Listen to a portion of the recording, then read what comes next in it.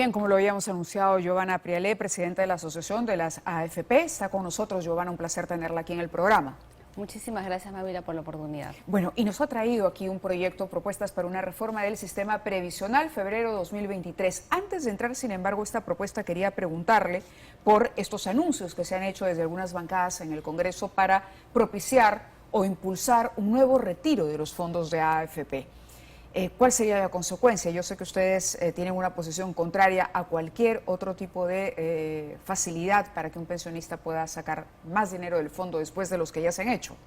Mira, en los últimos 2 años se han hecho 6 retiros de los fondos de pensiones y han salido cerca de 87.000 millones de soles. Eso ha traído como consecuencia que 2.33 millones, es decir, más de 2 millones de personas hoy día no tengan un solo sol en su cuenta de capitalización individual. La medida de retiros, que ha sido solamente en Perú y en Chile, y recordemos que en Chile han sido mucho menos los retiros que en Perú, han traído como consecuencia que el principal afectado sea el trabajador, porque no va a tener con qué afrontar sus gastos al momento de la jubilación. Claro. Se han quedado sin fondos. En consecuencia, cualquier medida que venga del Congreso orientada a seguir trayendo como consecuencia que la gente retire sus fondos de pensiones afecta el ahorro que se está generando para la jubilación y en consecuencia impacta de manera negativa en la calidad de vida del futuro afiliado. ¿Van a sobrevivir las AFP a este paso?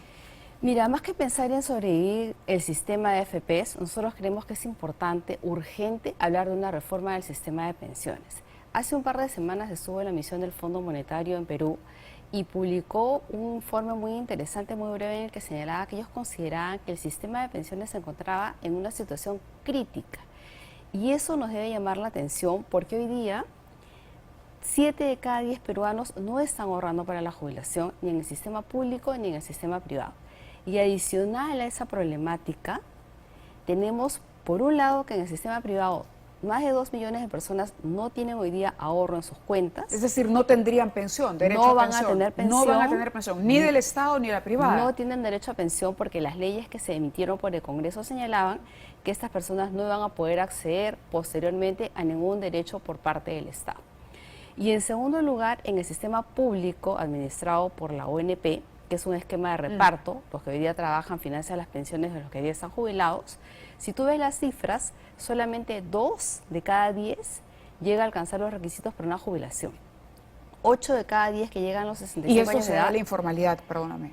Esto se debe a la informalidad y se debe a la forma como está estructurado el sistema de pensiones, que es lo que nosotros estamos proponiendo como propuesta de reforma. Sí, antes de entrar solo una respuesta muy corta, antes de entrar a la propuesta que ustedes han traído, ¿solucionaría en algo este proyecto que suena un poco, caramba, abusivo, de prolongar la vida laboral de una persona hasta los 75 años?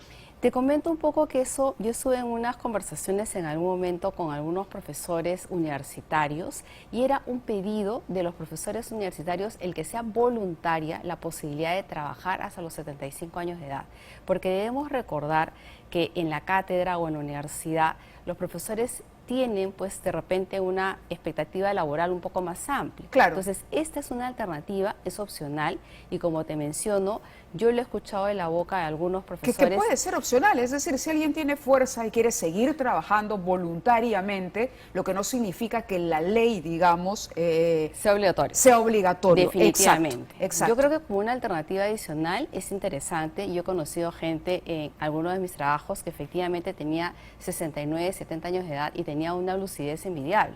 Pero efectivamente no se puede generalizar porque hay que tomar en consideración que la edad de jubilación legal en nuestro país es hoy día 65 años de edad y que además la edad de jubilación está vinculada con la expectativa de vida. Correcto. Y los 65 años en términos internacionales, digamos, es una edad razonable para jubilarse. El Perú, digamos, ahí está. Esa es una excelente pregunta. Los países de Europa, que como tú sabes, tienen un sistema de pensiones mucho más desarrollado que el nuestro y que tiene una base de pensión garantizada, financiada por el Estado, todos han venido incorporando sistemas de capitalización individual porque precisamente como las personas viven más, no alcanza el dinero que tienen hoy día para financiar las pensiones.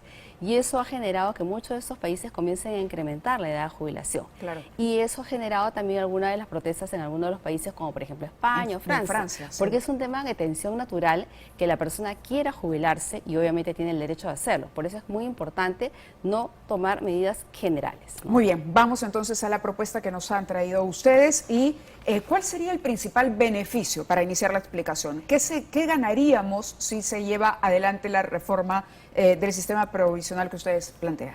Mira, primero nosotros estamos impulsando esta propuesta de reforma desde hace más de 5 años y creemos que es el momento importante, necesario que lo pongamos en el debate y en discusión, porque en el 2070 uno de cada 4 peruanos va a ser mayor de 65 años de edad.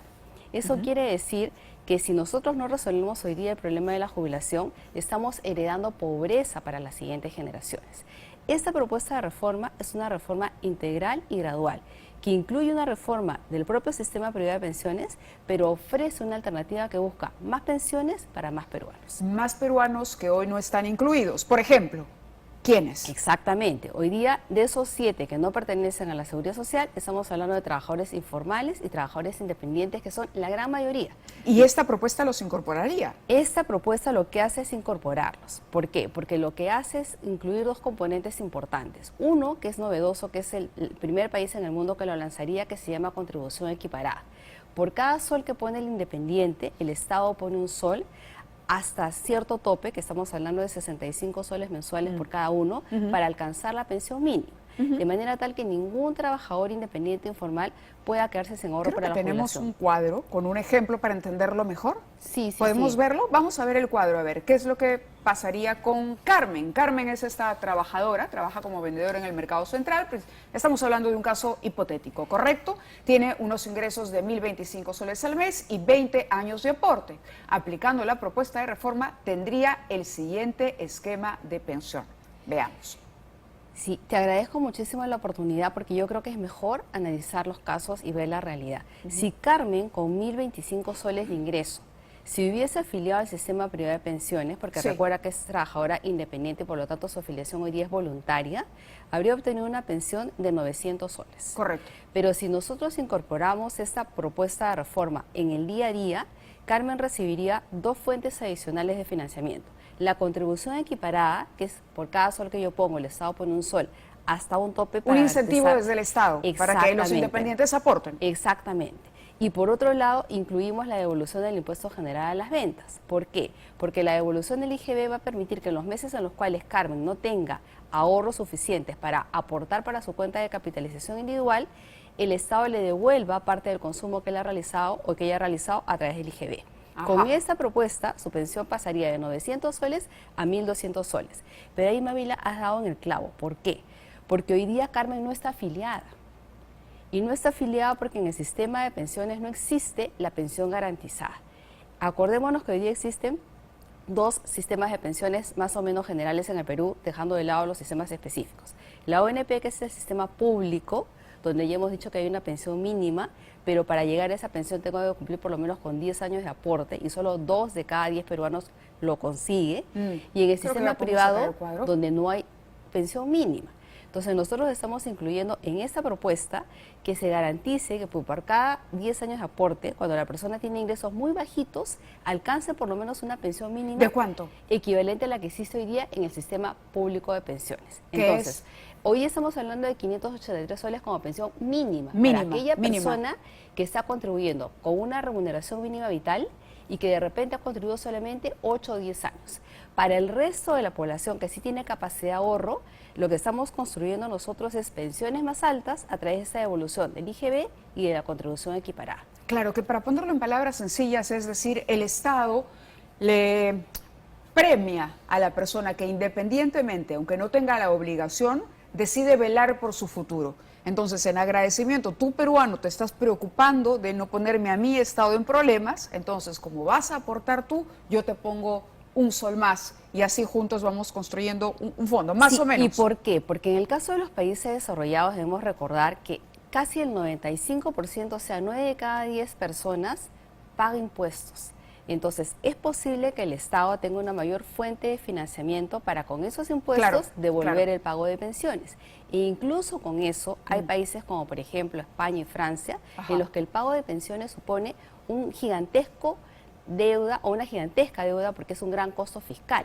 Entonces, lo que estamos proponiendo nosotros en Perú es ser fiscalmente responsables, lograr que el Estado cumpla el compromiso, que en este caso es un compromiso de rol subsidiario, pero que aliente la capacidad de ahorro del independiente. Sí, lo porque de entiendo. esta manera el independiente va a poder construir ahorro para la jubilación. Correcto. Y los que ya forman parte del sistema de AFP, ¿qué incentivo tendrían dentro de esta reforma para mantenerse en el sistema bajo las condiciones que hay ahora? A ver, antes de pasar eso, me gustaría brevemente contarte que en el caso de la pensión 65 que hoy día nosotros tenemos, que cubre básicamente evitar pobreza en la vejez, Sí. eso hoy día financia a 550.000 personas y cuesta 0.12% del Producto Bruto Interno. Nosotros proponemos que el Estado use de manera más eficiente el dinero y con ese mismo 0.12% del Producto Bruto Interno se coloque dinero en la cuenta de capitalización de cada niño recién nacido para que en el lapso de 10 años tengamos 5.500 millones, es decir, 5.500.000 personas incluidas. Eso quiere decir que con el capital semilla, en lugar de tener pensión 65 en el tiempo, tú tendrías una cobertura 10 veces más grande con la misma cantidad de plata que estaría utilizando el Estado. Y ahí entra el rol subsidiario y la solidaridad que tiene que tener necesariamente el componente de seguridad social. Ahora vamos a ver cómo se maneja la propuesta y cómo se discute. Y ahora, Pero le para preguntaba- responder a tu sí, pregunta, por que me favor. parece fundamental, en el sistema privado de pensiones hay dos cosas claves. Por un lado, que tiene que existir pensión garantizada, ya hemos dicho que hay un tope, pero que para arriba se va construyendo pensión, pero también el sistema privado de pensiones se tiene que reformar. Y nosotros planteamos dos propuestas fundamentales. Por un lado, que haya más actores, más participantes en el sistema privado de pensiones, hoy día son 4 administradoras, y que puedan entrar más gestoras ¿Más de FP? fondos, más ¿O gestoras de o más fondos? administradoras, Administradoras de bajo fondos. las mismas reglas de juego. ¿Eso qué quiere decir? Que si tú estás aportando a un FP, tu dinero es intangible y los patrimonios son separados. El dinero que administra el FP no se puede mezclar con el dinero de la propia administradora. Por eso es que en estos 2 años de retiro se ha podido ver que efectivamente el dinero estaba en las cuentas de capitalización individual. Entonces es muy importante cuidar que el dinero que entra a la cuenta de capitalización individual sea distinto del dinero que entra a la propia empresa, cosa que no ocurre, por ejemplo, en el caso de una empresa financiera o otro tipo de empresas, porque los ingresos que yo genero como depósito o que entran como depósito sí van a los ingresos de la propia empresa financiera. Entonces, más gestoras, pero respetando siempre las mismas reglas de Y juego. lo otro, porque nos Y la queda un segunda, minuto. la comisión por desempeño. Ha habido bastantes quejas de los afiliados que dicen cuando la rentabilidad es negativa, yo quisiera no pagar una comisión. Claro. Nosotros hace años que venimos planteando la comisión por desempeño. Una comisión muy bajita para administrar los fondos y el grueso de la comisión, sí, solo sí, la AFP te genera una rentabilidad positiva. Claro, porque lo que uno va viendo últimamente, sobre todo cuando revisa cómo va su fondo, de un mes a otro a veces hay una baja en ese fondo que uno dice, ¿vale la pena que siga acá? O mejor agarro lo que tengo y me voy. Yo creo que tenemos que ser muy responsables de tomar en consideración que la rentabilidad es a largo plazo, que efectivamente en algún momento hay una desvalorización, pero ya en el mes de enero la rentabilidad ha sido sumamente positiva como para compensar buena parte de la caída temporal del año pasado. Y del susto. Muchas gracias por estar con nosotros. A ti por Muchas la gracias, oportunidad. Joana, por el tiempo y la explicación. Vamos a una pausa y regresamos.